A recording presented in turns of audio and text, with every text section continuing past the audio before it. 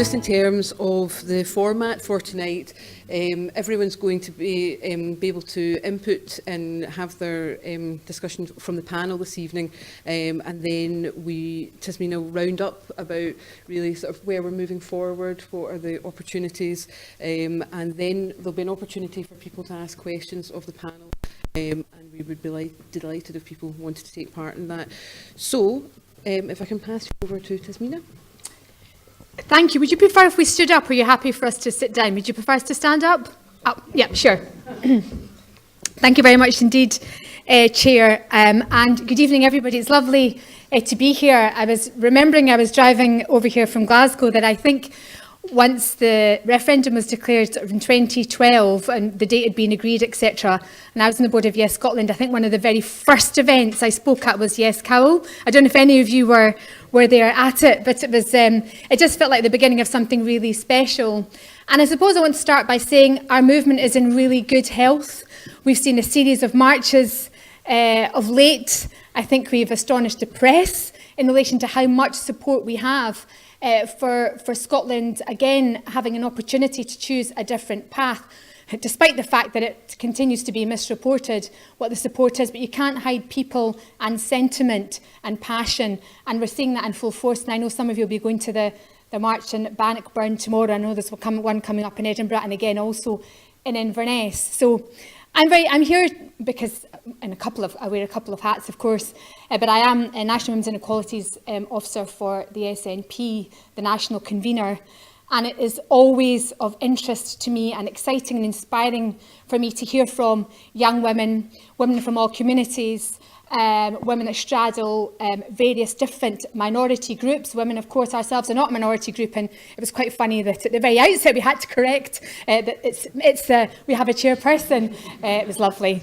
It's lovely when a relative corrects another one. I thought it was very sweet. It was actually my grandmother. That's your grandmother did it. But it goes to show we are in changing times, and it's interesting that people are now finally, and certainly for women of colour, women from the LGBTI community, it's really nice to see that people are getting the language correct about what we see. And this is how we start to build the kind of country that we want to be. We are in interesting times internationally. Donald Trump continues to concern us in every single thing that he does. I am really proud to have been the MP that spoke in the very first debate when I was elected back in 2015 about banning him from the country, because my view is, I think the man is an absolute appalling animal, a monster, and the behaviour towards refugees has been disgusting. His attitude towards women is shameful, and I don't think he's learned anything. And at that time, many MPs across the House of Commons said, don't worry, when he comes to the UK, we'll teach him how to be tolerant, we'll take him to Indian restaurants and it will change his view. No, it won't. The man does not have a good soul, he doesn't have a good heart, he's not a decent person. And nothing is going to change that about him. And everyone is trying to find ways of ensuring that he's not re-elected again. I don't know, my biggest concern with him is that the language that he used and his attitudes have moved the world backwards, and things that used to be said that we've stopped saying now because they are unacceptable are suddenly creeping back into our vocabulary, and we will continue to fight against it here in Scotland. Attitudes towards immigration is completely different in Scotland than it is in the rest of the United Kingdom, and the Brexit vote, although not entirely about immigration, was very much framed in that manner. So we're here to find out how a better country can be built. Interested to discuss amongst ourselves when we think that trigger should be pulled. For what it's worth, it can't happen quick enough from my respect. But that's all I'm going to say for now. Thank you all very much indeed for coming and giving us your time on this lovely evening. I'm going to pass over to the chair. Thank you. Thank you.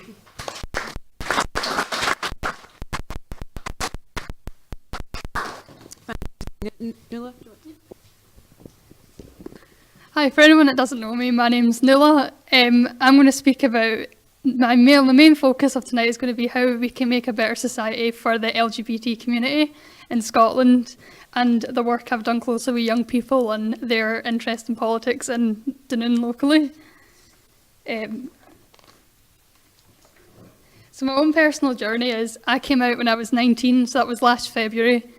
It took me about 2.5 years to actually come out. just because I didn't have the language. I didn't feel like I wouldn't be accepted. It was just, there was no language to help me. There was nowhere I could go and speak to like-minded people, and I just felt isolated. But when I did finally come out, it was just like this relief that I felt, and I just want to make sure there's a society that's accepting for all people, that they feel like they don't even need to come out in the future. It's just that's who they are. So although Scotland, we are a very open and accepting country, and I'm really proud of that, but also there is still a long way for us all to go. To move forward to make a more accepting society for the LGBT community, I think we need to make sure that this horrible language that has been normalised is cut out. So things like, I sit in my college class and they use these degrading phrases, but it's covered as banter when it is not, and it makes everyone uncomfortable. And with language like that, it's been normalised. Even you've got Trump also using language like that, and people are seeing these people in high positions, and they think, oh, it's just normal to say these sort of things. So then that needs to be cut out completely in order for our society to move forward. We also need to make sure that it's not a hard thing for people to do to come out, that they feel that they will be accepted straight away, because it doesn't make you any different. You're the same person that you were.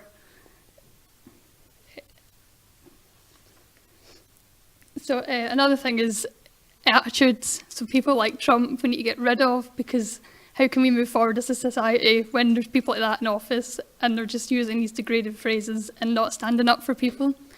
And an encounter I had recently was with Liam Fox. I went up to him and asked why he voted against marriage equality. His response, which was just shocking, was, oh, I didn't think it was necessary because civil partnerships are here and people that are already married will think all the legal stuff changes for them.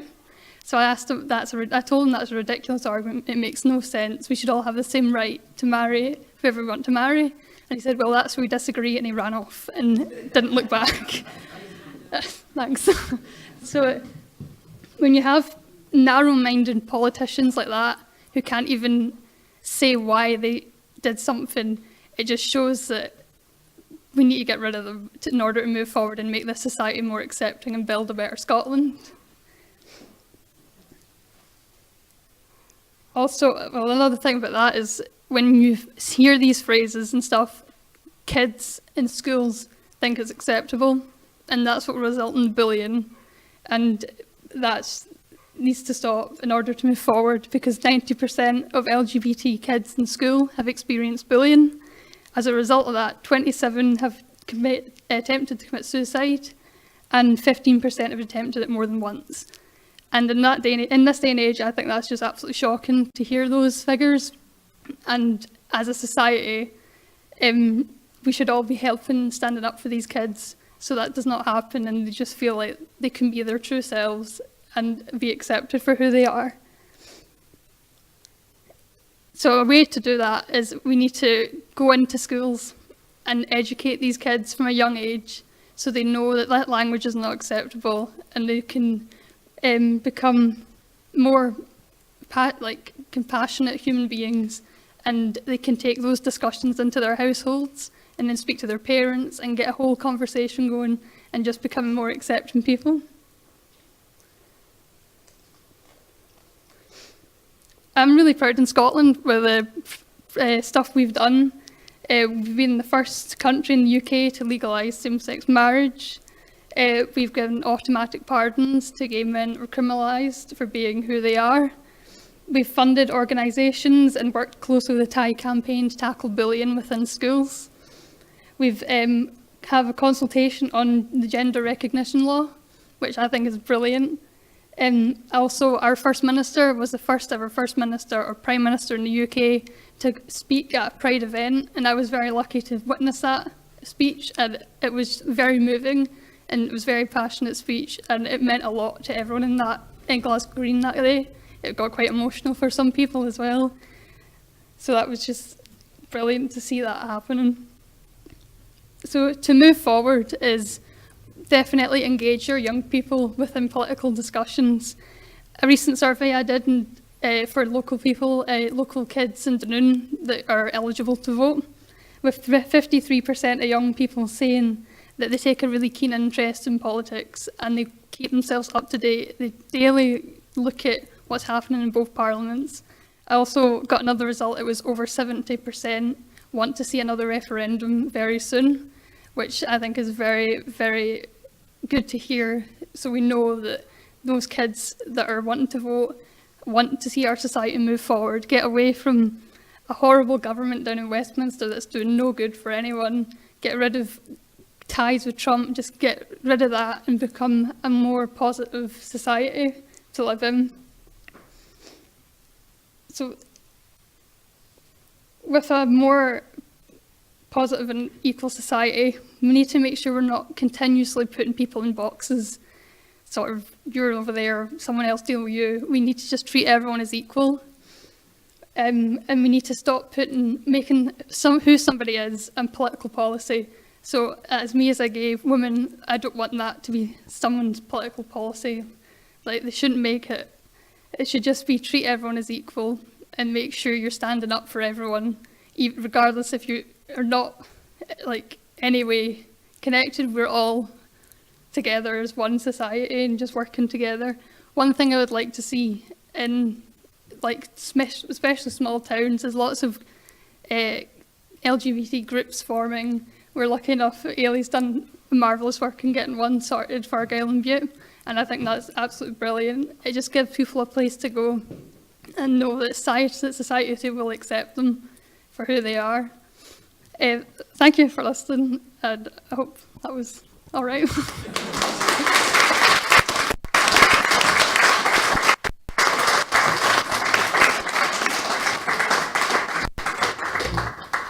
you for that, Nola. That was excellent. Thank you. Hayley? Thank you. Good evening, everyone, and thanks for joining us on such a lovely night when you could have been out doing whatever you wanted, but thank you for listening to all of us.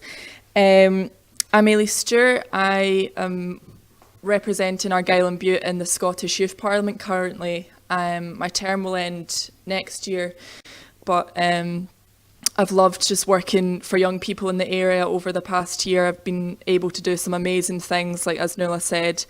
I've been working closely with her and some other young people to set up an online support group for LGBT young people in the area, which I believe was one of the first of its kind.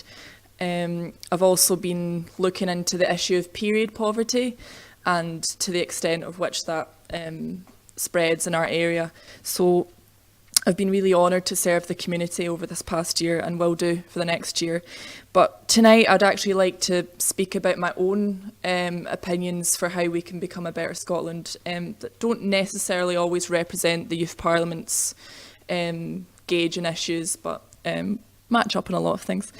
So I spend half my time in Dunoon and half my time in Glasgow. My partner lives in Glasgow, and I was walking through the streets today and I was actually shocked to see a lot more young people sleeping rough in the streets than I would normally see, and they were about the same age as me, which really shocked me. And youth homelessness is becoming a bigger problem in the country, yet it's just, I don't think it's talked about enough. In 2017, 34,972 homeless applications were made in Scotland, indicating the first rise of figures in 9 years. 17% of that figure was made up of single young mothers who don't know whether their children will have a roof over their heads. A bit closer to home, 516 homeless applications were made in people from Argyll and Bute from 2017 to 2018. I apologise for starting my remarks on a slightly negative tone, but to see a positive change in Scotland, we first need to speak frankly about our failures. I would like to see a Scotland where councils are supported to build and improve their social housing stock. The government's target of building 50,000 new affordable homes is set to be met, which is amazing, but I want it to be exceeded, and I want them to be even more ambitious and move forward from the 50,000 mark. I also believe a better Scotland would include reforming the legislation around intentionally homeless people, thinking about how the wording around that phrase might belittle individuals. In terms of improving education in Scotland, I believe that teachers need to be more recognised as the pillars of society that they are. Teachers are moral agents and are crucial to the shaping and construction of a child's skill set. Teachers should be supported by head teachers, who in turn should be supported by the council. We need to protect and also praise the amazing work of additional support needs staff. So more funding and better pay for educators was what I'm essentially saying. So I'm sure I'll be very popular with the teachers in the room if there are any. I would also like to see a Scotland where there is even more inclusive education. Nuala touched on this quite a lot in what she said, but I believe that all non-denominational schools should be obliged to provide all pupils with heterosexual and LGBT plus sexual health information, with support from charities, amazing charities like LGBT Youth Scotland and Stonewall. I believe all teachers should be put through training on how to handle homophobic, transphobic and biphobic behaviour. And teachers themselves should be mindful of how they treat pupils identifying as part of the LGBT community. I attended an LGBT Youth Scotland conference where parents spoke about their transgender children facing horrible sort of just belittling attitudes from their own teachers, which in result caused them to try and attempt to take their own lives. So this is something that needs to be changed, and training for all teachers should be put in place. Grassroots charities are doing amazing work. As I said, Stonewall, LGBT Youth Scotland and TIE as well, as Nuala mentioned. And they should be greater funded and supported to go out to schools and provide this training. Another thing I'd like to speak about is period poverty, which I mentioned briefly in my introduction. It's an issue I've been trying to involve myself in recently. The amount of women that must decide between feeding their own children or purchasing sanitary products for the sake of their own health is unbelievable. A better Scotland will make sure there are fully supported provisions in place at schools, GPs, community centres and universities for the distribution of free sanitary products for anyone that needs them. It's ridiculous that they were actually being taxed up until very recently. The consultation survey I recently opened on this issue showed that period poverty does exist to an extent in Argyll and Bute, and I want to see appropriate measures being taken place to tackle it, which I'm happy to announce that Audrey has said there's already been progress made. Most of all, in a better Scotland, I would like to see events like this, which you've all come to, become not so much of a novelty. Young people today will become the politicians, nurses, teachers and social workers of tomorrow. Please continue to actually support us to drive the country forward. Continue to listen to us like you are tonight and acknowledge our opinions because a lot of our ideas do actually make sense sometimes. So thank you so much for coming out and supporting this event. Thank you very much.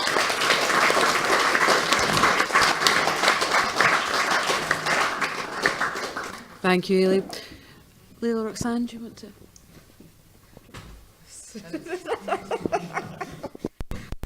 I'm not even going to say what this. I think I'm going to stand because I have quite high platforms on. And that would require some balancing along with a laptop. So I'm going to sit this here, and I wonder if the person that's live streaming can still hear it, if it's... Yep. No. It has to be. Yeah, you have to. Wow. Men everywhere. I want to say thank you to everybody that I'm on a panel with. It's so good to see young folk, and I'm going to say young folk, from Dunoon, part-time or not, engaged in their community, engaged from where they're from, and speaking about... I understand how difficult it is to be in a small community and be visible. And yeah, I just wanted to say thank you for speaking. It's when we start speaking, we become less frightened by each other. I also want to say thank you for welcoming me back to one of my childhood homes. I moved to Dunoon when I was 9 and left as soon as I could. Nothing to do with any of the teachers in this room, if there are any teachers who taught me. The teachers I had were wonderful, but I found Dunoon to be quite claustrophobic and quite difficult being a black and mixed race woman, where many people assumed that my father was black and my mother... It's true. See, this is why I didn't want my grandparents in the audience, and not my mother. And my mother was kind of invisibilised in this already like very white community. So I don't know which biographies were provided to anybody, and how much anybody knows of me or how little they know of me beyond being Dave Navarro's granddaughter. And I hope that reveal isn't too much of a surprise to some of you here. Nepotism finds its way over on a ferry and through a peninsula. The topic of a better country that we can become I found quite broad, and far more broad than what I'm used to speaking about. So I thought I would try and reflect on what it means to be a black Scottish and mixed race woman in Scotland. And by black, I mean of African Caribbean descent, because that's something that gets lost quite a lot in terminology that we've clumped together. And that's a very important facet that I'll turn back to. I'm also going to touch a little bit upon my work within the media and organising inside and outside of a trade union, and how that intersects with other aspects of my personal and professional life. I've gone down a sort of non-traditional route towards journalism and now find myself working for The Ferret. I don't know how many of you know who or what that is, but we are an investigative journalism platform. We're a co-op, so we're owned by our members or owned by our subscribers, and no one involved with The Ferret is a member of a political party, and that's myself included. We take a lot of pride in that. So any of you people that write stuff on Facebook and say that we're biased towards SNP or towards Labour, we're really not. We try hard to provide like non-partisan news. That's what we pride ourselves on in Scotland. We also have Scotland's first fact-checking service, just to make sure that people are aware of what's fake, what's in between, and that comes from any public claims made by politicians, by anybody in the media, or anything that anybody suggests. 2 events took place in a short space of time, and I'm sure none of you really need reminding of what those were. But I like to be clear, and in 2014, as you know, we had the Scottish independence referendum, followed by the EU membership referendum in 2016. And regardless of which ideology you aligned with, notions of nationhood, home in Scotland, were shaken up forever. It's completely changed the landscape that we live in. It completely changes how we identify. Scottish identity, for the first time in quite some time, became of public, political and policy interest, as did what it meant to be, or as did what it means to be Scottish within Scotland, within the UK, within Europe and worldwide. As a member of the frequently overlooked population of people of colour in Scotland, my claims to Scottish identity often spark othering responses, and we get a lot of the questions of where you're really from, even though I sound like this. And this is something, you know, that... and, you know, it happens a lot, and that's to make people feel comfortable, that once they figure that I'm not really of Scotland, that makes people feel a little bit more comfortable.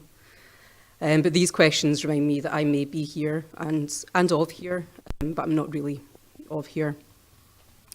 Scotland itself has a complex relationship with colonialism, with many feeling that Scotland is a victim of colonialism and has been used for the extraction of profit by a colonial master. But Scotland has also been historically a colonial master in its own right and has profited from this. Many of the beautiful buildings and assets that exist in our cities and the huge rural estates are owned by wealthy families and survive and continue to survive as daily reminders of the money that Scotland's elites made from slavery and colonialism. Opening up Scotland's constitutional questions invites us to revisit our history and understand that Scotland was not only responsible, but that it benefits from colonial crimes and continues to benefit people like us that live in this country. I'm not a huge fan of constantly referring to colonialism. There's limits to this analysis, I feel, and focusing on Scotland's history in the slave trade does very little to position Black Scots on an equal footing with their white counterparts. And it can be very limiting to the identities and aspirations of Black Scots, Afro-Scots, however we're choosing to identify now, many of whom have personal histories that have nothing to do with the legacies of slavery. One example is the people who arrived to Glasgow's Red Road Flats, who sought asylum in the early part of this century, and they have histories that are not as much intertwined with slavery, but the more recent crimes of the British state, such as imperial invasions and extracting resources from impoverished countries. Try saying that. Sorry, mine's not very cheery. I'll try and see if I can fit in a joke somewhere. But on that point, many of us here may agree that an independent Scotland could and should be a demilitarised Scotland. Abolition of nuclear weapons has formed a key part of our discussions around independence, but we need to ensure that we stick to our principles when we're looking at that, and not just for political purposes. We are very aware that weapons are made in Scotland today, and weapon fairs are being supported by our councils in Glasgow. People make Glasgow, as do weapons. And that can be used tomorrow to advance the UK's foreign policy at the expense of brown and black lives in countries that our media tend to ignore or misrepresent. The Black British experience tends to exclude the lives of Black Scottish people. The focus often concentrated on being black in England. I'm sure that sounds familiar to many of you living here and in this room. Many of us here understand that we may be British, but the British experience rarely recognises the nuances of being Scottish and living in Scotland. In Scotland, we often turn a blind eye to our own hostilities towards the other. We say that we cannot be the ones which other others because we've been othered. We live in the shadow of not as we have a progressive outlook. Even in Dunoon, we live with a shadow cast by a Jim Crow monument, which I'm well aware that Stephen Lawrence's father came and made a comment about quite recently. I feel that we find it quite difficult to accept critique without feeling that we're being criticised. Our politics are often wrapped up in party colours and partisan motives. Scotland welcomes refugees, but turns a blind eye to the lack of brown and black voices and faces in our public spheres. And what happens to these non-white Scots who move from refugee status to becoming Scottish? They're faced with the same racialisation as I am, the same discrimination that people from travelling communities receive, and the same marginalisation that many of us face or will face at some point throughout the course of our lives. The Scottish Government policy at the moment often clumps together, and it's called protected characteristics, and that puts together everything into equalities, which covers women, race, people from LGBTQIA communities, those living with disabilities, amongst others. This means that these groups are often left looking to access the same funding pot, and there's little in the way of understanding that you can be a black person living with disabilities and also belong to an LGBTQIA community. Policy is then further compounded by the fact that ethnic groups are clumped together into BAME, which black and minority ethnic, a language which has historically helped raise issues which marginalised groups have faced, but again, doesn't look at the nuances. My experience has been that feminism in Scotland has kind of gone down that road as well, that it doesn't tend to look at women of colour and black women within feminism. But that's a different conversation. So needless to say, I find a lot of my work is centred on equality from the perspective of a black, Scottish, mixed race woman, and that's important too. I've lived as a person that comes from both a black and white household that's in a predominantly white country.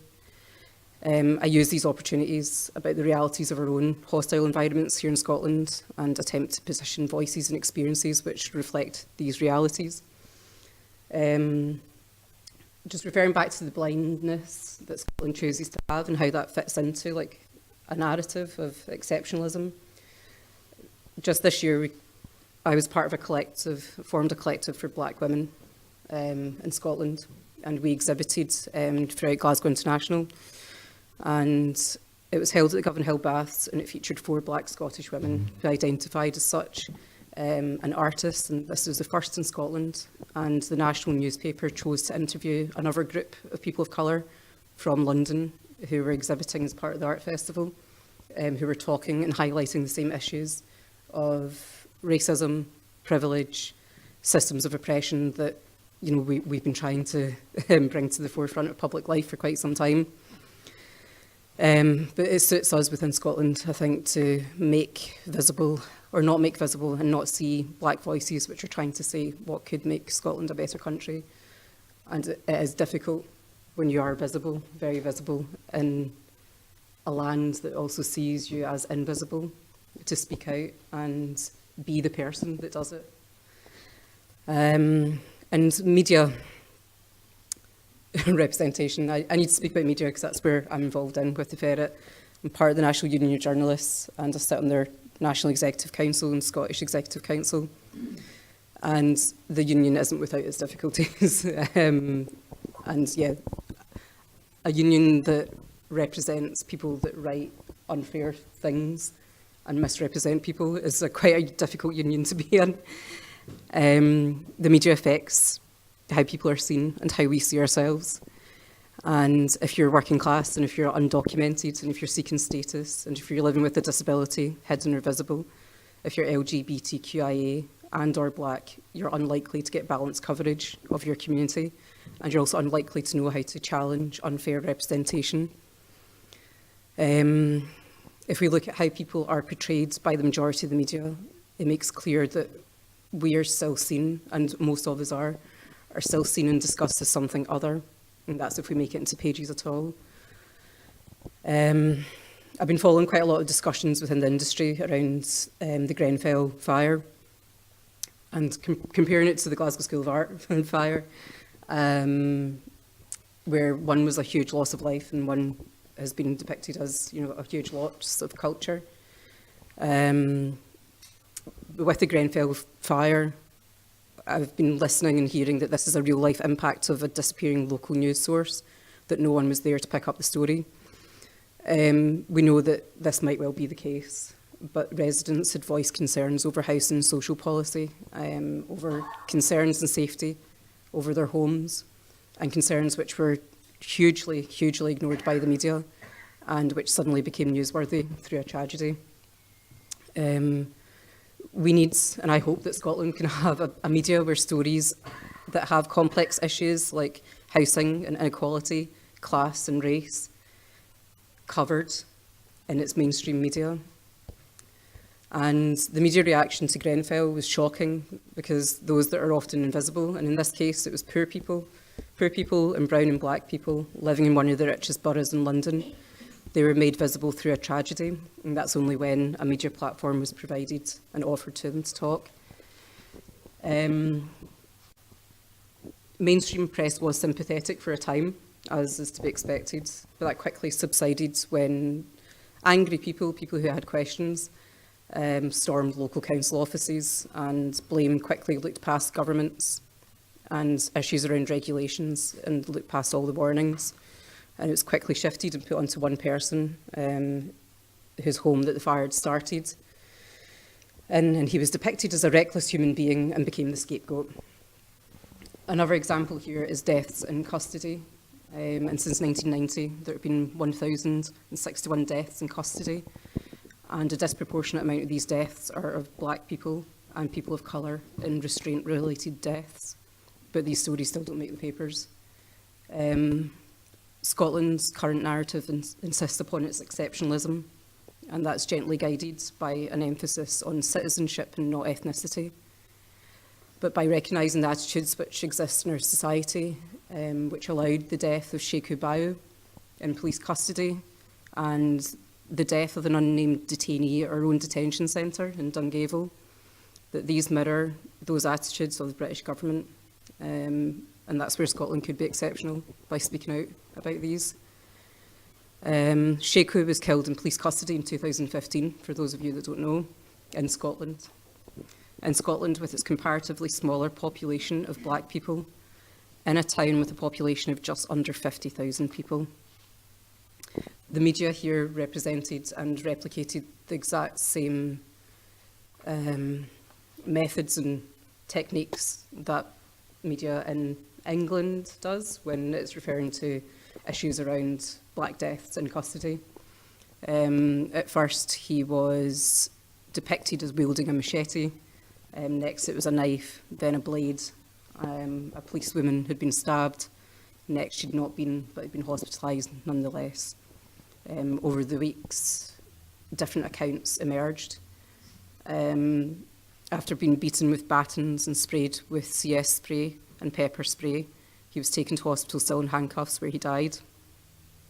And pathologists were told that the use of sprays known to have caused death in a number of other cases known to cause death in a number of other cases. A post-mortem report failed to mention that these had been used at all. So the stories and experiences of issues that we live with, and and there's quite a convenient break, a bit of light-hearted interjection. But speaking about race and speaking about blackness and speaking about whiteness is uncomfortable. I don't proclaim to be the person who speaks for every single black person in Scotland. I never expected to be the person fighting for race equality and doing a lot of anti-racism work and equality work. But a better Scotland needs to provide an accurate representation of the lives of people who live them. Why don't we challenge those stories? Why don't we feel that we deserve a better media? Why don't we feel that we deserve to know what lies behind harmful decision-making? Don't we deserve a media which has no agenda except providing non-biased information in the public interest? Don't we feel that we deserve to create a Scotland that does recognise all these issues, all these secrets and difficult things that we don't want to speak about, and have these conversations, that it doesn't become an awkward brown person sitting at the end of a table having to speak about these issues? BBC got in contact with me yesterday, I think it was, asking if I could provide a comment around Sir Alan Sugar's racist tweet. And I couldn't, I was busy. And I listened to a bit of it, and they had a black woman and a white man saying this is racist and this isn't racist. And similarly, when they've asked me to help them with research, they've asked if I can find them women who are singing in a choir, which is a stereotype in case you don't know, and that's black women, and a gospel choir, and young black people playing sports. And I've been having very long conversations, very hard conversations with them. But a lot of this comes from us as well. If we see things in the press, when we see that people are being treated unfairly, there's been a huge backlash against sexual assault through the Me Too campaign, which was started by a black woman in America, which not a lot of people know. But we should be doing the same thing with our media in our day-to-day. Language is important, as we've heard. Language helps us feel as if we're part of a community. Language gives us the tools to explain to other people how we feel about things. But at the same time, just because language changes, it doesn't necessarily change the deep-rooted structures of inequality and oppression and discrimination that all of us, most of us, some of us will know of or experience at some point in our lives. And I think I'm going to stop there because I think I've gone way over 20.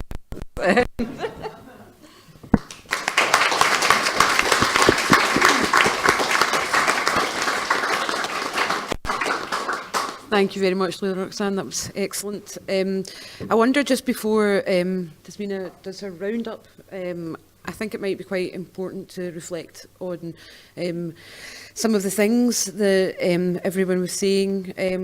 As a woman and mother in Argyll and Bute, Scotland, I am inspired, I think, by the people around this table. I think it's really important to be able to take those opportunities to reflect where we are as a society and where do young people feel we need to be, and that we're actually listening to young people as part of the solution, rather than the young people who just do as they're told. Is that? And I'm delighted that that's not the case. I think when we're speaking about being able to accept criticism, I think that's really crucial in going forward. How can Scotland be exceptional? You know, what could we be? And yeah, as I say, I'm very honoured, I think, to be sitting amongst everyone this evening. So, Tasmina, I want to... Yeah, thank you very much. Thank you. It's actually really difficult. That was fantastic, all of you. Absolutely amazing. Really difficult to follow what we've just heard. And I think the best thing is just to give a roundup on how I think you've come up with 3 different streams about how we can make Scotland a better country, or what type of place that we can build for ourselves to live in. I mean, I personally get so much of what you've said, Layla-Roxanne, because I'm of mixed race too. I was my father was born in India, moved to Pakistan, and when I was in school in the sort of late 70s, 80s, I was the first mixed race kid in my primary school. I used to get beaten up, kicked, and all the rest of it, but I didn't tell my dad, didn't tell my parents, because I didn't want them to know, I didn't want them to feel because of them I was suffering. And I make the point because I feel, and you'd mentioned it too, Noel, about this sort of use of language and step back in time sometimes, that I ask my kids, I've got 4 children, and my youngest is just in primary 5, but she gets abuse now for being a Muslim. So it's just really interesting how it can be about colour, it can be about ethnicity, it can be about background, it can be about religion, but clearly there's a lot of work to do. And that brings me full circle. Your remarks I'd like to take on board. And first of all, Nuala, because you talked about compassion, being able to encourage people to be compassionate people, understand about the different people that make up our society, with tolerance and love and understanding, and take that into their households. Because where are these attitudes coming from, particularly in young children? Obviously it's a lot to do with what they see on the internet, but also a lot in terms of what they hear at home. So compassion is really important. It's what makes us all good people. And I mean, I come from a community that had a lot of difficulty with sort of equal marriage, the idea of equal marriage. I think the Muslim community at the start found a lot of difficulties with it. But again, but we've come an awful long way now. I'm really proud and pleased to say. And what I would say to them is every single strand of equality, whether it's in relation to disabled rights or LGBTI rights or rights in terms of your colour, if you believe in human rights, there's no one right that's more virtuous, more worthy than any other. So you either believe in them all or don't ask us to support any of them. And that's the way it has to be. And I'm really pleased to see so many communities have come a long way. But your idea about compassion and the bravery it takes, this is your first big speech, I know that. I don't know if everybody here knows that. It's the first time you spoke in depth and in honesty, with honesty. And because this is, of course, leads on to politics and the type of Scotland we can build and the opportunities we can have to build that, there is absolutely no doubt that people will trust in any election, in any choice that faces them in the future, genuine individuals, people who have an interesting life, who face lots of challenges, but people who they can trust. And I think that's people like you. And thank you very much for moving, and you held it together. So all power to your elbow. That's not an easy thing to do. And of course, you've been supported by you, Elaine. Congratulations in your role. I hope you enjoy. You've got another year. Yeah, I was only in. It's a tough old world, this politics, but you're already doing really well. And as Nuala talked about compassion, you brought it on to practicalities. what we could do in the country we could build from a very practical perspective. And obviously around you see the issue of homelessness, housing, the importance of education, and real practical steps that we can take to make that better for everyone. Period poverty, absolutely, it's horrific. There are stories of all around the world. In fact, yesterday I was just watching a programme. There was an Indian film made not that long ago, which is really taboo, about the idea of periods and women not having sanitary products available to them. Even in Ramadan, and I'm a Muslim, so I fasted in the last month, there was conversations on the internet about Muslims. So if you're a woman and you have a period, then you're not supposed to fast because you're not well, and it's difficult, it's too challenging anyway. So you're not. It's not necessary. You're not required to fast on those days.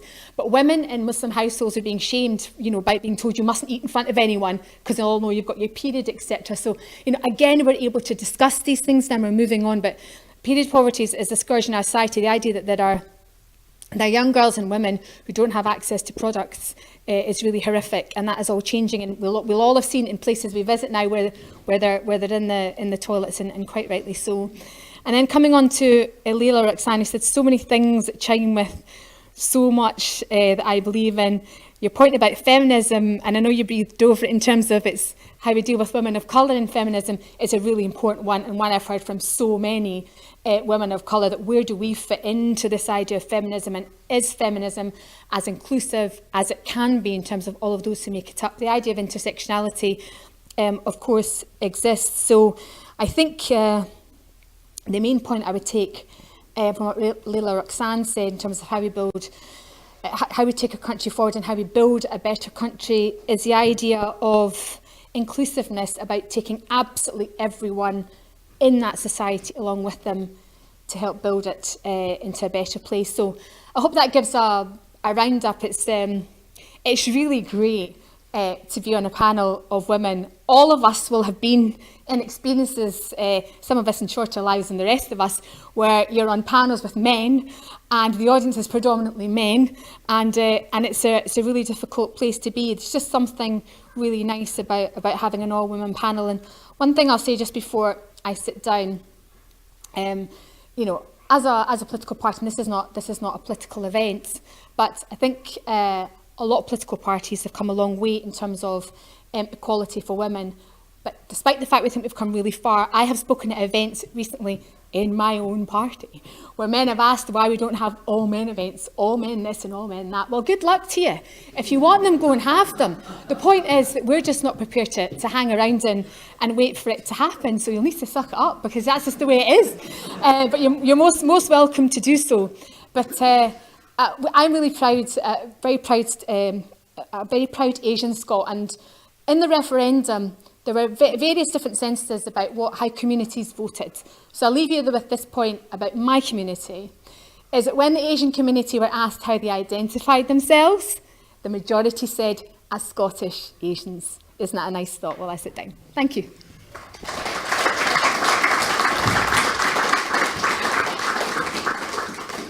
Thank you, Tasmina. And I think I probably, as the shortest person in the panel, should probably stand up now. I should have done that earlier on.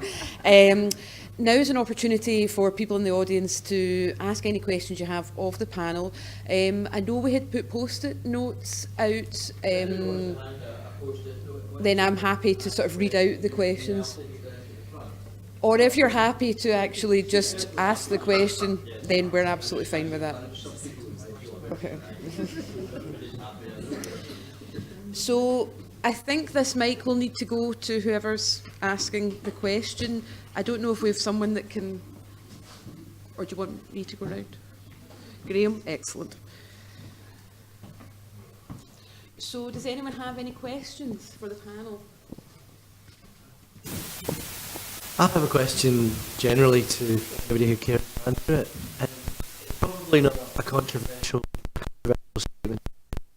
Many problems in Scotland and Brexit are down to completely unrepresented.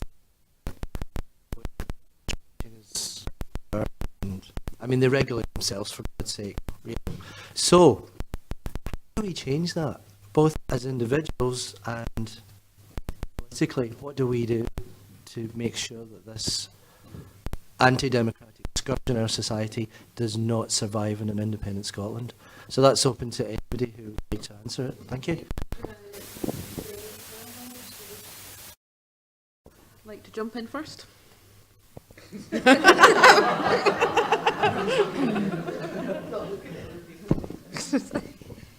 Why did the media one have to be first? I've just finished talking.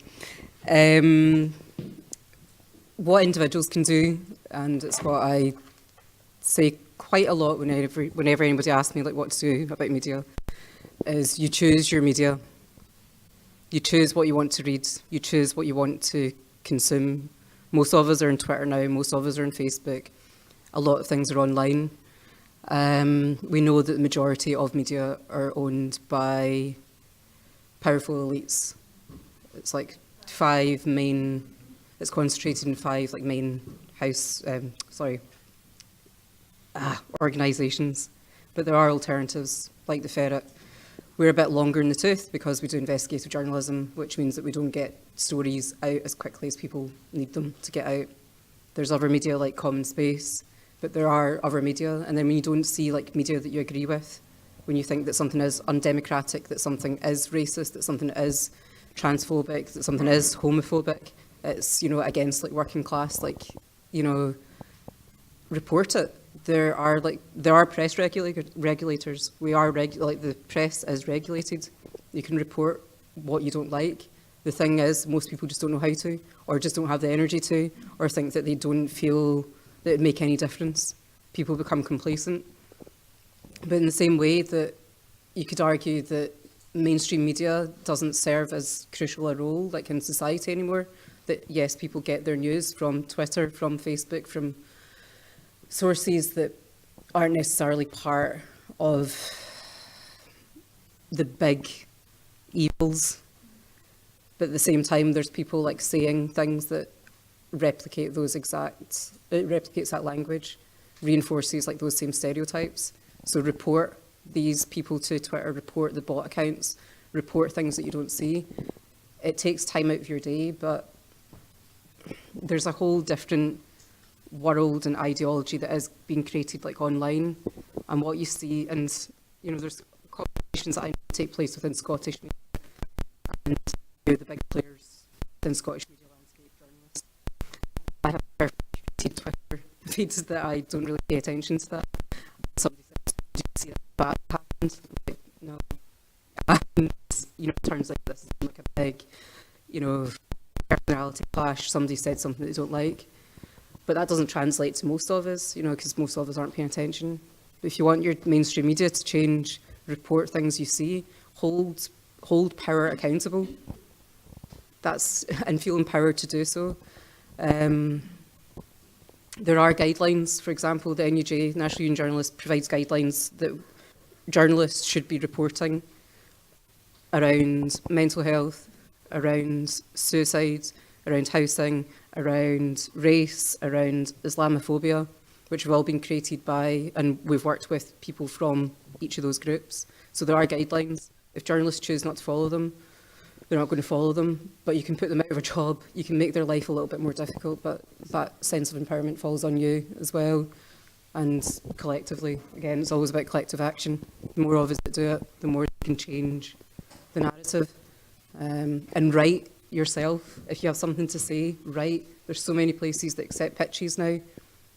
Create a counter narrative instead of, I don't know, you know, just keeping it within like a wee room. Go out and make change.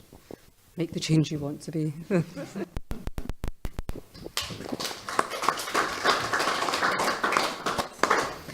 The media question is always the one that comes up. And a couple of things I'd say about it. The broadcasters, of course, are regulated by Ofcom. Newspapers are self-regulating. Now, of course, you'll be aware of the vote in Parliament in relation to Leveson 2, not that long ago, when the press thought it was a dreadful thing for them to be regulated independently when it was all right for everybody else to be so. But that's my view on that. I think there should be independent press regulation. The point, and I think that there's some great journalism that goes on. We really have got some great journalists. Where there are issues is where some journalists have blurred the lines between reporting fact and giving opinion. And that's where a loss of faith in journalism, unfortunately, has occurred. To take the question a bit broader as to how we fix it, I think we need to encourage more people into journalism, but the same challenges are there that exist in politics. A lot of women don't want to go into journalism because, you know, even if you're in the lobby at Westminster, it's not a great place to be for women. They'll tell you that themselves.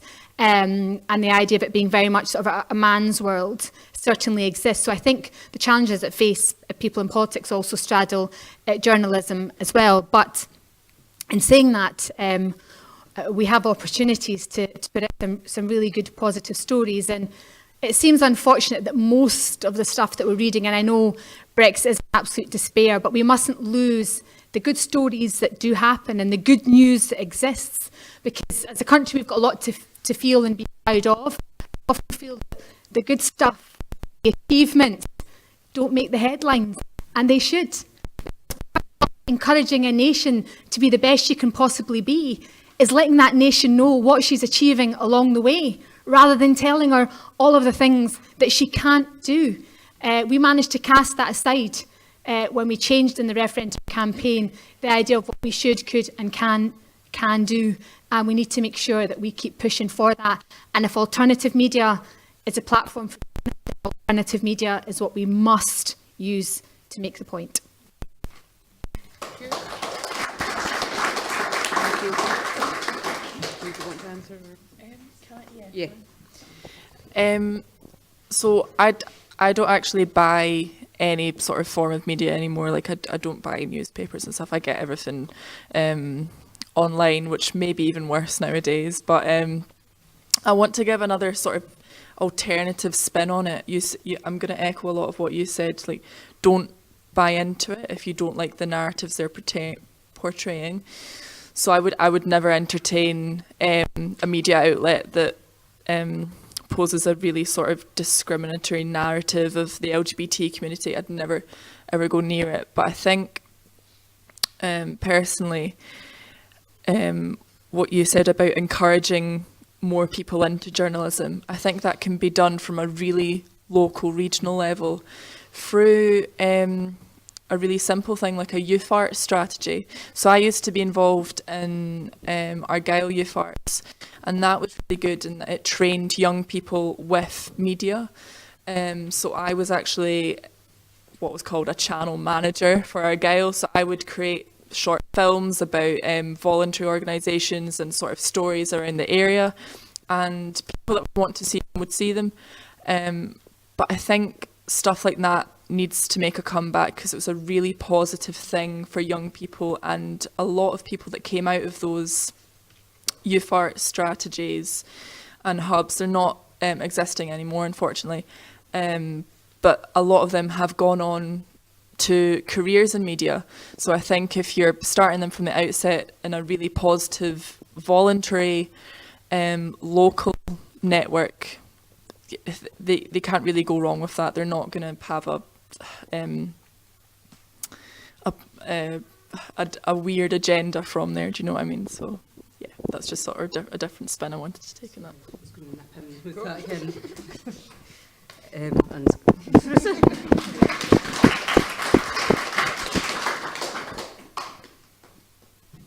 Hillsborough, Sun, Liverpool still has lots of stickers up saying don't buy the Sun. People have the power to bring down these giant mainstream media outlets. Other communities have been creating media for themselves, and there's so many alternatives, and there's so many other smaller organisations, media organisations like Independence Live. I know that they promote and record a lot of stuff that doesn't get covered.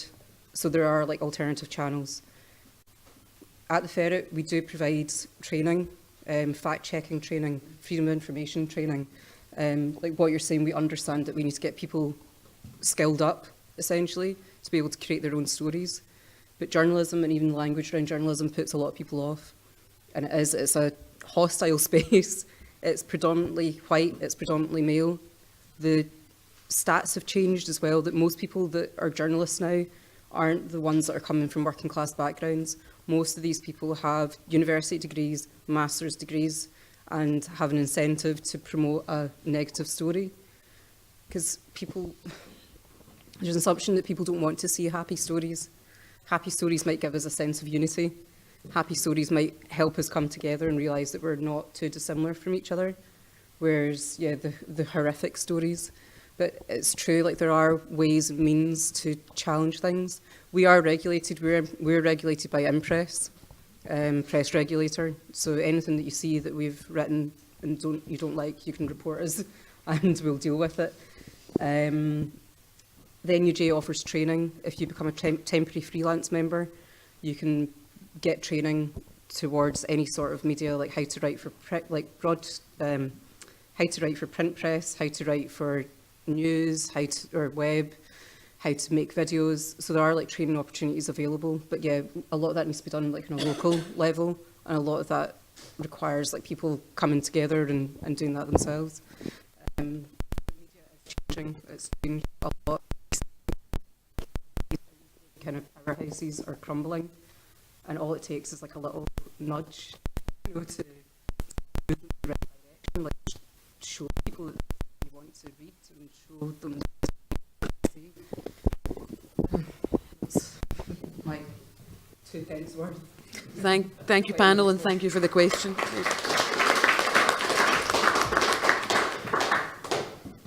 Any more questions? Graham, can I, for this lady?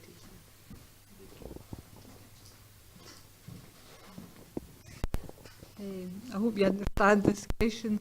I think it was kind of alluded to earlier that at best we're complacent, at worst we're deluded about how equal a society we are.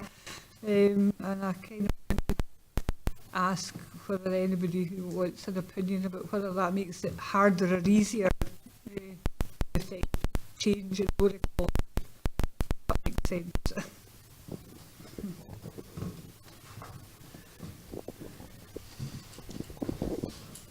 Thank you.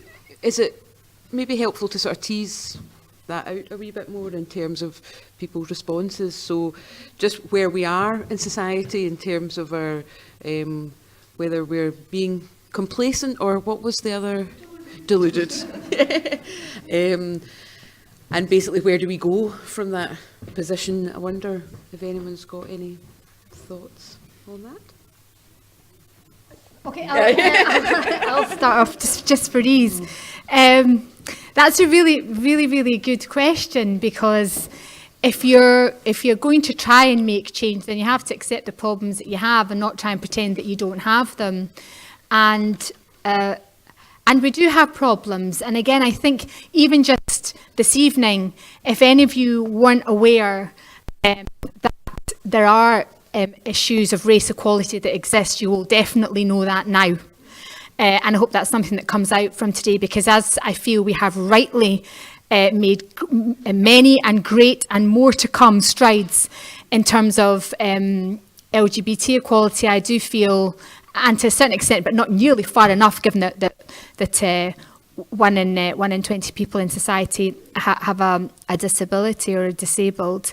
There's a lot of work to be done in terms of race equality and recognising that it is an issue, and it is an issue because it manifests itself in ways that obviously look like they're a person of colour. There are people whose name looks, honestly, Layla-Roxanne is where you really come from.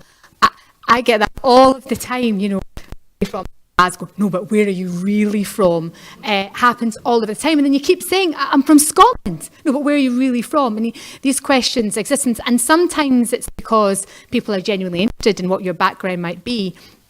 And sometimes it's just that they're trying to be careful in relation to taxi drivers that don't say anything too offensive to you. So I would hope we're not complacent, because if we are complacent, then we are deluded in relation to the issues that face us, and there are many.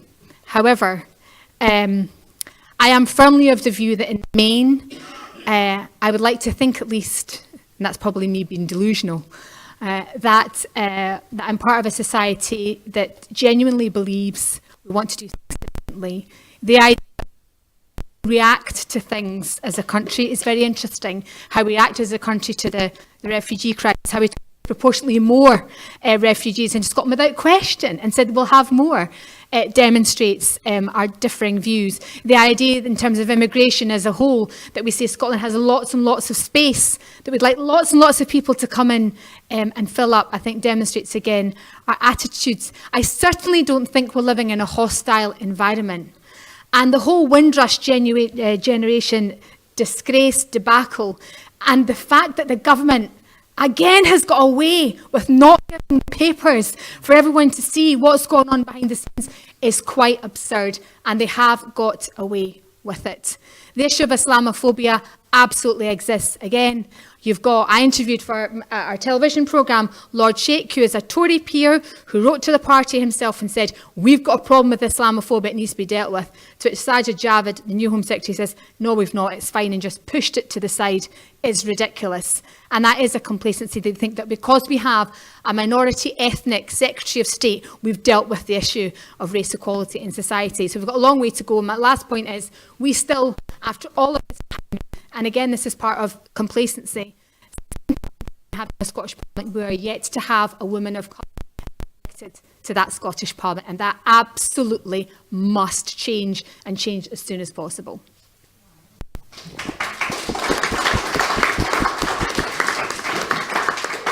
Thank you. Anybody else to add to that? I think it's really important that we don't become complacent or delusional. I hear it a lot of the time is when you're standing up for something, someone will go, oh, but you've already got that, right, you've already got that, why are you still moaning? So I think those sort of attitudes are what we need to change, because that is still existing. And with people not becoming complacent, that means we can have proper discussion and definitely move forward a bit more than we are at the moment.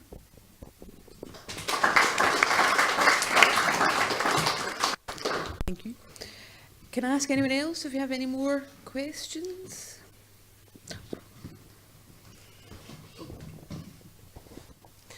Thank you everybody who spoke, and I'm sure we're all absolutely certain now that one of the things that we want in a new Scotland going forward is equality for everybody and openness for everybody. What else do we want in a new Scotland? Nobody has mentioned anything non-human. Nobody has mentioned the environment, which is incredibly important, and particularly round here.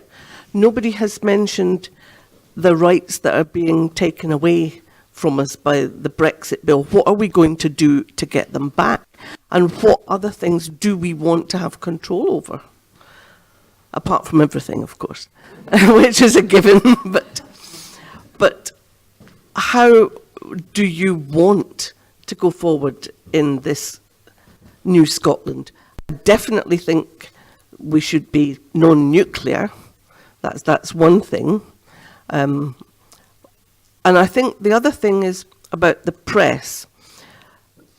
It's all very well seeking alternative forms of news, but that's just sticking in your own wee club and listening to the people you want to listen to. It's not telling all the people who buy the Sun, the Daily Mail, and everything else what they can do about it and why what they're reading is not right. How do we reach out to get this view? So first of all, what else do we want in a Scotland coming up in a wider sense? And secondly, how do we convince everybody else they want it too? Thank you. Can I, a bit of a chair's privilege, but could I ask either Ailey or Nuala actually if they could maybe, Ailey, do you want to start? Just what else, and actually what could we learn from young people around how we start talking to people and how we start actually getting conversations around about this? So I'm out of my comfort zone now, because when I write stuff down I can say it really well, but when I'm on the spot I can't speak. In terms of what else I do want, obviously I want more done about climate change and how rapidly it's moving forward quite scarily.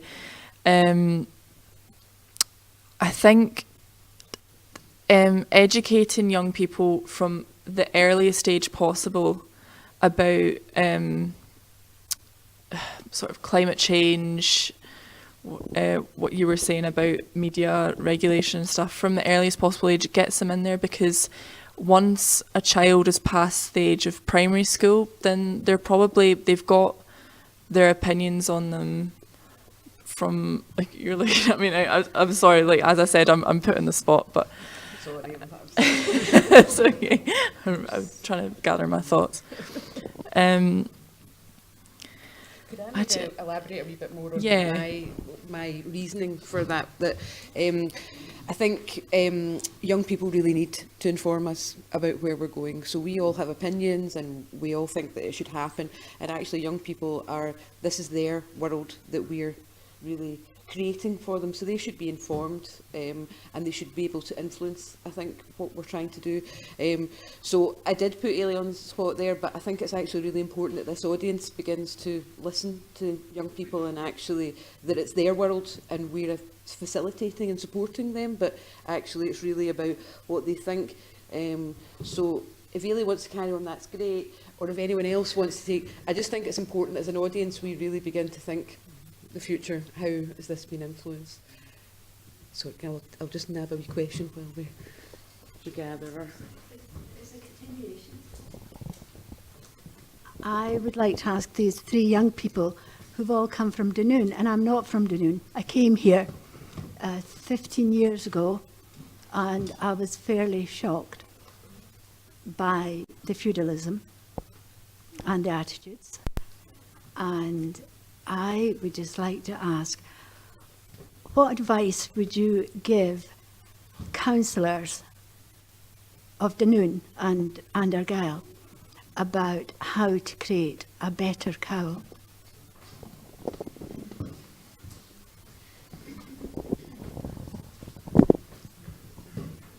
Nuala, do you want to work our way? Well, I did that survey recently for young voters in Dunoon, and one that came up was like what issues matter to them, and green energy and climate change was right up there, and what they think needs to be changed and what needs to have more attention and time put into. So young people in Dunoon are very passionate about that, and they also put in that they want to be involved in the political discussion. They want to have speakers come over and speak to issues that are important to them, and not issues that they feel won't affect them, sort of like just a whole event for young people, so they can get these opinions talked about, they can discuss things. And I think about improving Cowell as a whole, I've experienced quite a lot of awful things. I've been kicked out of a golf club for being a woman. I'm not allowed to win trophies at the golf club I play at because I'm a woman playing against men.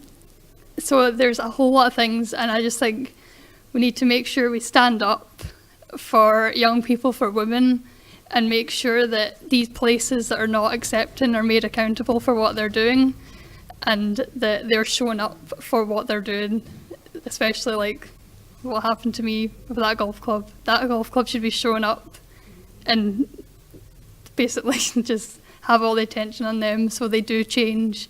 So just showing people up for who they actually are and forcing them to look at themselves and change for making everything better for everyone else.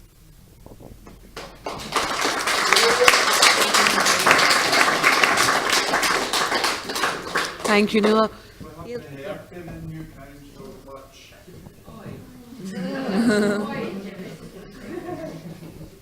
I'm just going to.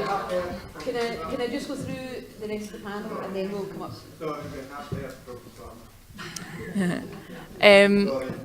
Well, I'm in quite a privileged position in that I'm sort of the middle person for young people getting to the messages to the council.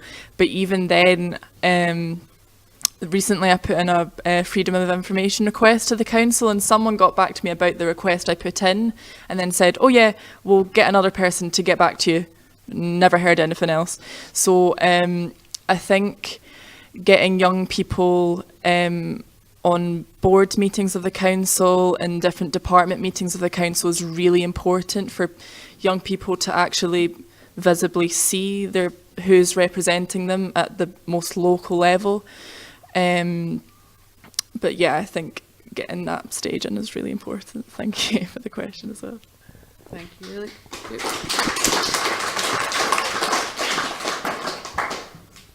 I've forgotten if we're still on deluded or optimistic. Small changes. You have to really relish and welcome the small changes, and facilitate spaces and places for small changes to happen.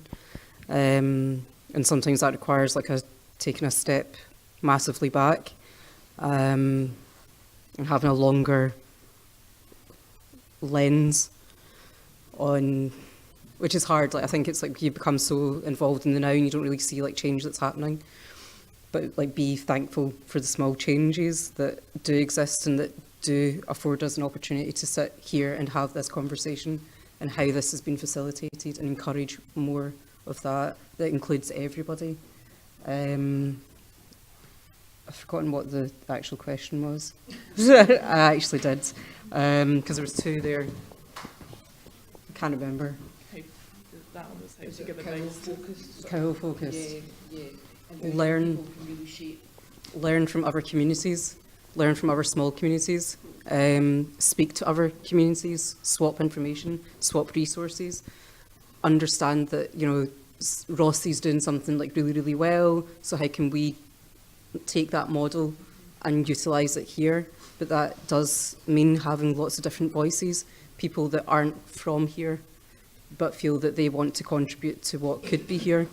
And it's just making sure that those spaces are welcoming for all, and yeah, having a much broader outlook, and hope that people will take the chance to like put their, you know, stick their head up above the parapet and say, I want to get involved. I feel that we could maybe do this. I have a valuable experience to bring. But you know, that involves all of us being a lot kinder to each other. And I think that's what people find quite hard. Thank you. Did you want to add anything to? Just to, you just what other things we'd like to see, and of course we want all of the powers. But one I think that's would be really important to us is over foreign policy now more than ever, because the actions of the UK government are not reflective of how Scotland behaves or wants to be perceived around the world. Brand Scotland is a really strong brand and a really good brand. And I think, if nothing else, the referendum on the EU has allowed the rest of the world to see that this is really a very divided United Kingdom with quite differing views on different things. So, and of course, with the Foreign Secretary that we have currently in Boris Johnson, I think he makes the case for us without us even having to say anything, because, you know, he does not represent, I'm sure he doesn't represent us, I'm sure he doesn't represent the people's views in this room on foreign policy. But I'll also say that although I'm pro-European, the European Commission and the European 28's response to the vote in Catalonia is despicable. And you either believe in democracy or you don't. You don't believe in democracy for countries where it suits you and doesn't impinge on you and doesn't affect you. Therefore, let's stand up for those democratic rights that are being violated. If you believe in it like human rights, you stand up for them. And the treatment of people just wanting to exercise their right to vote, right up to the treatment of ministers who are in a position who were able to do what they did in terms of holding that referendum, has been quite simply shocking. And if we are to be an independent Scotland and a member of the European Union, I would want to ensure that our representatives at that top table made that position extremely clear to everybody else, because if we want to be part of that club, then we have to lead to that club and not follow it. And that kind of carry on and lack of response is quite simply not on.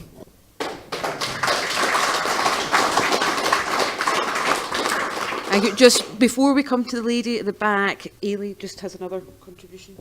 Yeah, just to come back to your question. One of the things going forward as an independent country, or even if right now just getting control of this, is in terms of the funds going towards foreign aid. And I was lucky enough last year volunteering in India for 3 months with VSO in partnership with ICS, which was a government-funded programme. And while I was out there, it's an amazing programme. It really, really changes lives in the rural communities in foreign countries that it works with. But while I was out there, we were having resources stripped back to the point that we couldn't use one projector during one meeting with our local community because they said we don't have funds for this anymore because our funding has been completely cut by the UK government department controlling our funds. So that's one of the things I'd really like to see changed if we became an independent Scotland, our control of that, and coming back to the human aspect of it, having a compassionate look towards it and understanding we need to be giving foreign aid to these countries that,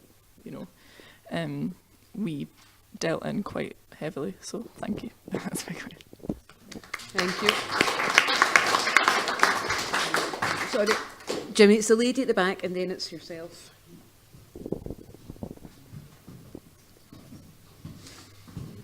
Yeah. All I wanted to say was it's already begun. Attend the march tomorrow.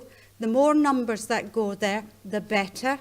And our MPs walking out of Westminster like that was absolutely marvellous. It cannot be ignored by the press or anybody. Let's show them. Go to the march tomorrow and improve it in numbers.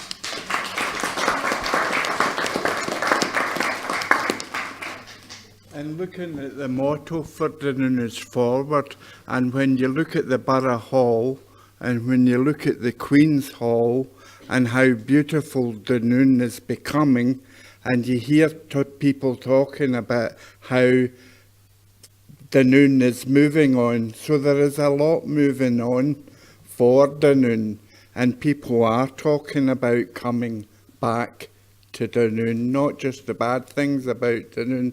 So there is a lot going on for Dunoon as well. So I think we have to applaud that as well, and the marches, and moving forward to independence.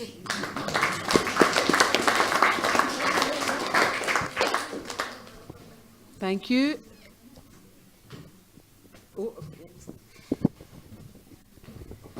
This is not a question, it's just that I wanted to make a statement myself. In 2005, I immigrated from South Africa and I came to Dunoon, and I found it to be a very harsh environment. I wasn't treated very nicely. So I lived in Dunoon for 18 months and made it a priority to move away. But then in the end of 2016, I moved back. And the change in attitude, I'm a health carer in the community, and I work with elderly people. And I love my people, and I love people of this community, and to see the changes. And it's the younger people that have brought a lot of equality. The attitudes are changing, and I just want to say thank you to a community that I can see the change, because I left because I found it was harsh here. And now I want to stay because it's a beautiful place and it's beautiful people.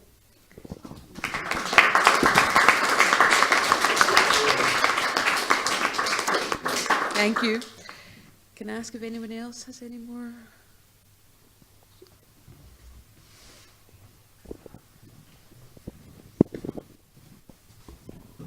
Just a question for Neil and Ailey, being young.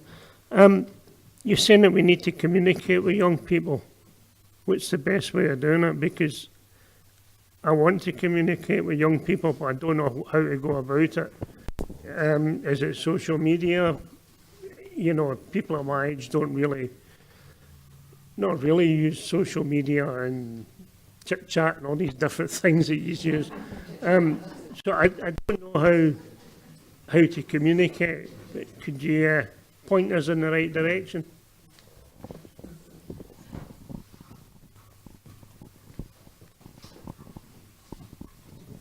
From that survey I did as well, it's making sure that, well, social media is obviously a great platform to get in touch with young people, but to actually get them out into political meetings like this, like there's a couple of young people in the audience, but there could be more.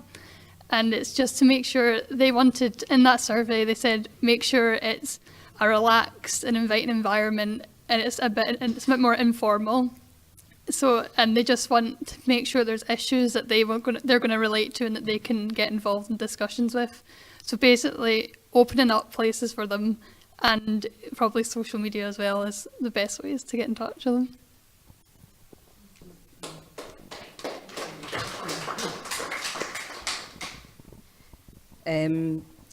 On the same aspect, we have a lot to learn from our older community and our elders, and it can work both ways. It can be like a really engaging experience if younger people and middle-aged people and our elders all come together in like environments like this, you know, as an event to bring you together, but also engage with each other more meaningfully, and that's spending time together. That doesn't exist like just on social media. I'm involved with the trade union. I'm the youngest person by a long stretch, and I'm not young. I don't mind telling you that.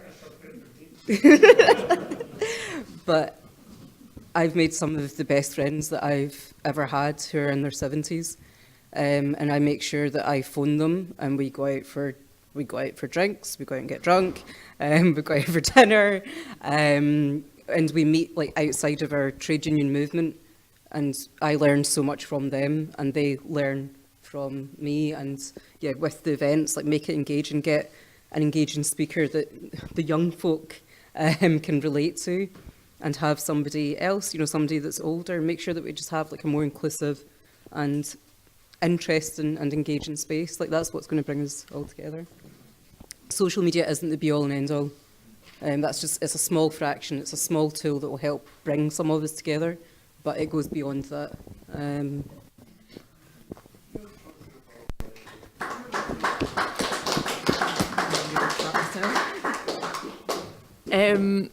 First of all, I just want to say it works both ways, because I'm a young person and I find it really hard to get in touch with young people. So say you're putting out a survey or you're on Facebook or whatever, depending on what it is, the people that want to see it will go to it, and you've just got to pitch it right. Like what I find really good is going into schools. I can hear myself, that's horrible. Going into schools, school assemblies, and then the young people that are really engaged and interested will come to you. And if you can't get all of them, then you can't get all of them, and that does happen. But yeah, go to the young people. School assemblies really work out, especially for what I do anyway. Tasmina, do you want to? Okay, can I ask if anyone has any more questions?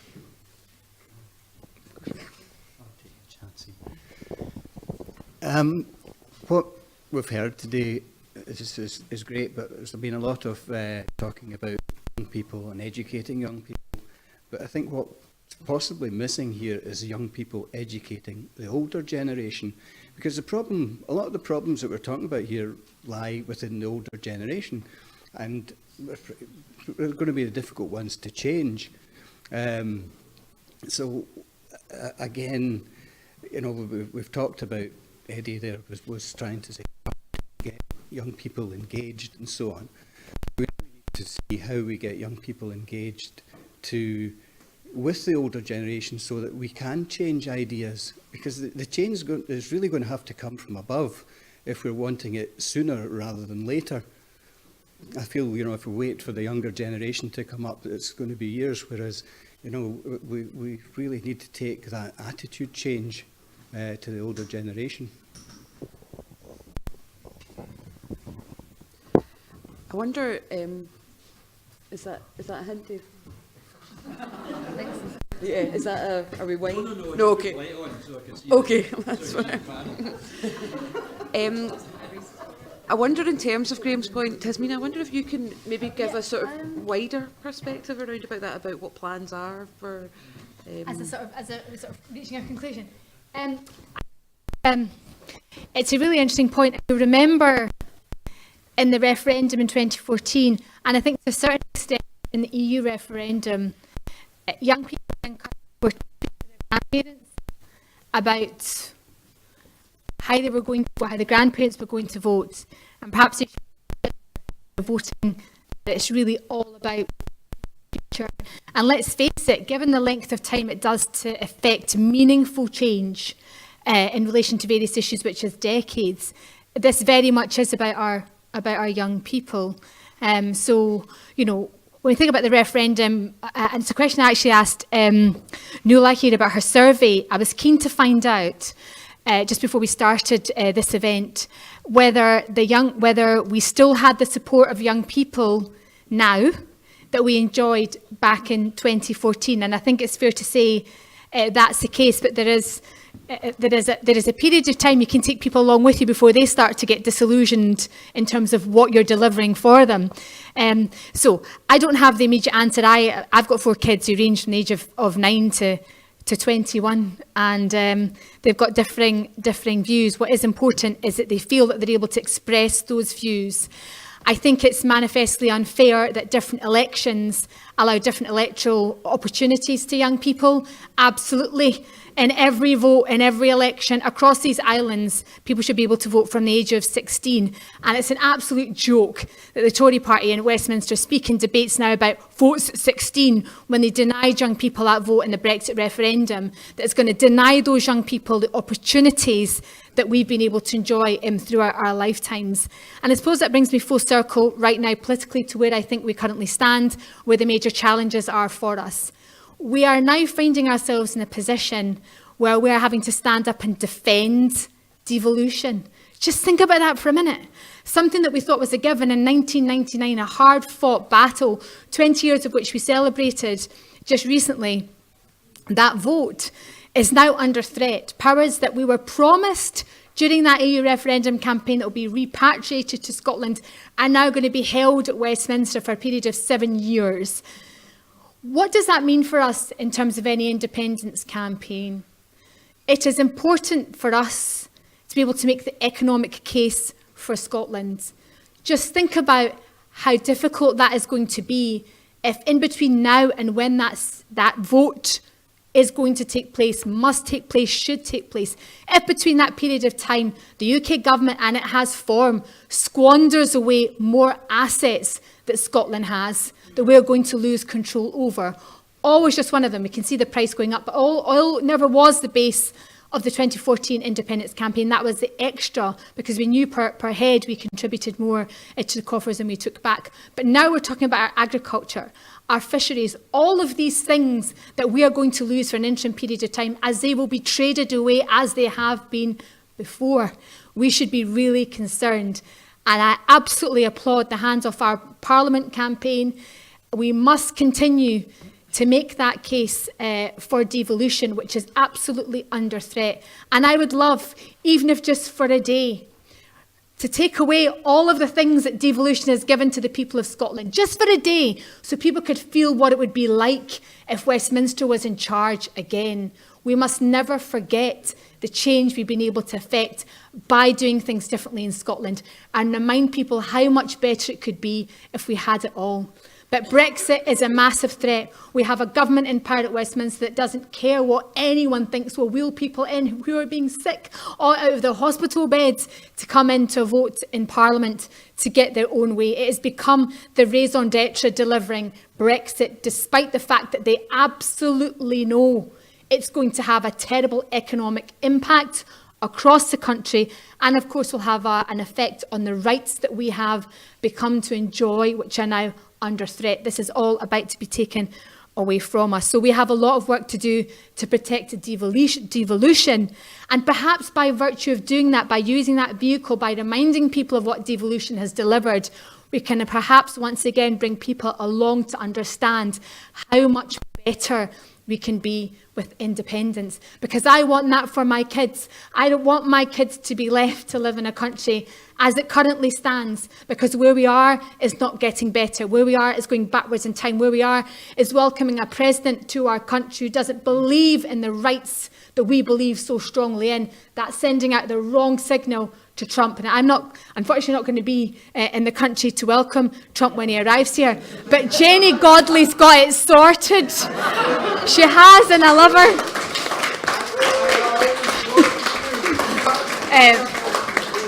So for the sake, and it's the young people that should close the event tonight.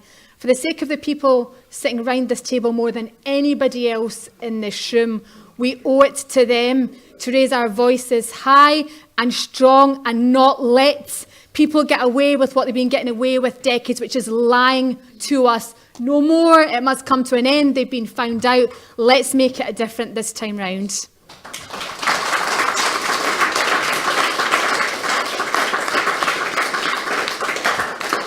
Thank you, Tasmina. I think it would be helpful actually if we can hear from the rest of the panel on that, and then we'll close the meeting. Thank you.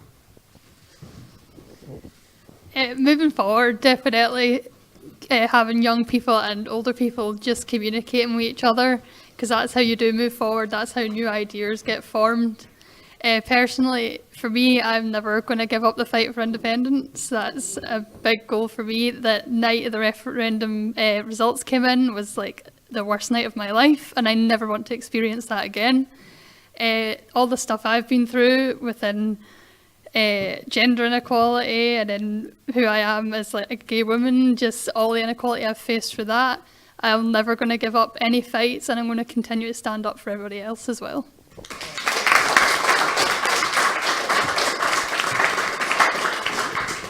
With the thing about how we get young people and older people connected, it's always going to be really tough because people get so comfortable in their own echo chambers that they don't bother to go to other people to go for a proper informed debate because they're too scared that the other person won't reciprocate it. And a lot of the time that does unfortunately happen.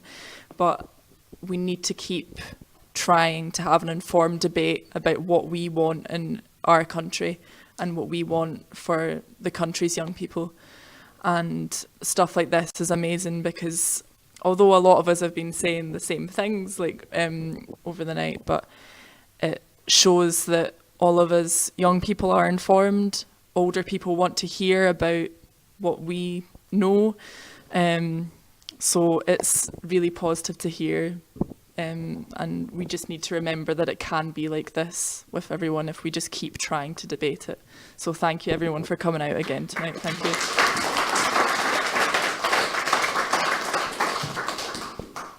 There's not much left to say.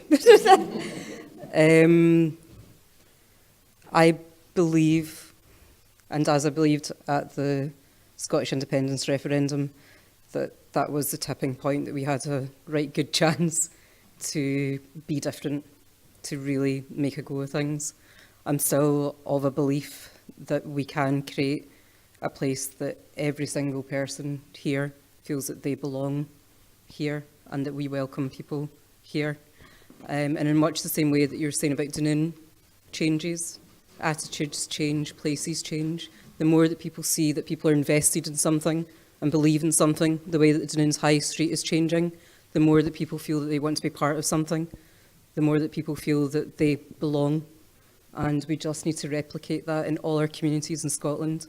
Let's not have the city and rural divide. Let's learn from each other. Let's really come together. And hopefully, before this older man passes away, that was quite morbid.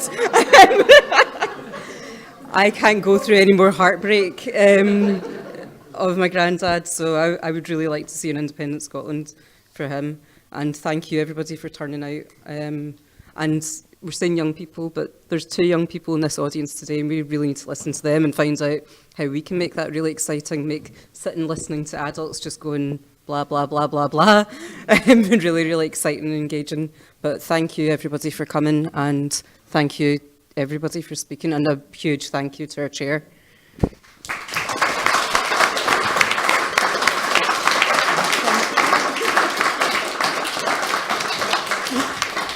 Can I just thank the panel and thank everyone who attended, and also for the organisation by Dave, Graham, the shop as well.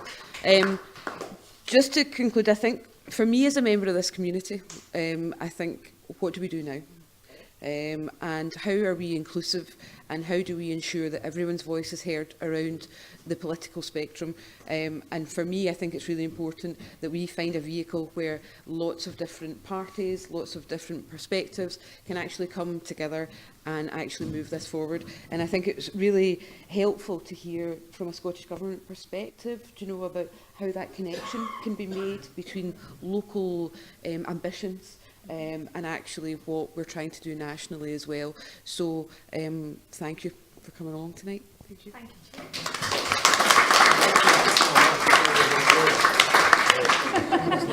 That was brilliant. Well done.